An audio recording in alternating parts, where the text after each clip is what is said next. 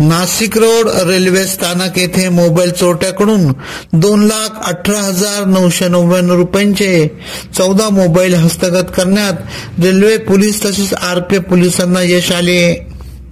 21 November रोजी Nashik road railway स्थानकात Mumbai Janshatabdi express मध्ये चढताना चित्रा शामराव निकम यांचा 13,000 रुपये किमतीचा विवो Y95 कंपनीचा मोबाईल चोरीला गेला होता। याबाबत त्यांनी रेल्वे पोलीस ठाण्यात तक्रार दाखल केली होती। याबाबतचा तपास करीत असताना गुन्हे शोध पथकाचे प्रमुख सहाय्यक फौजदार संतोष दत्तात्रय उफाडे यांना गोपनीय माहिती मिळाली। त्या अनुषंगाने संतोष उर्फ प्रवीण रघुनाथराव काळे वय 40 राहणार सावळी तालुका बिदर कर्नाटक यास ताब्यात घेतले।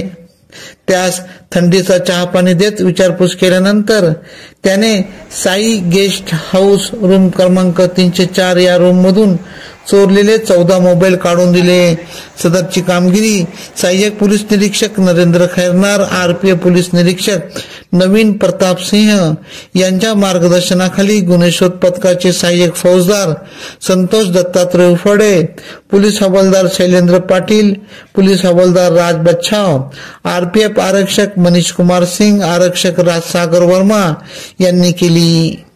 एकेपी न्यूज साठी ब्यूरो चीफ अनवर खान पठान, नासिक। अब हर वारदात पर रहेंगी हमारी नजर।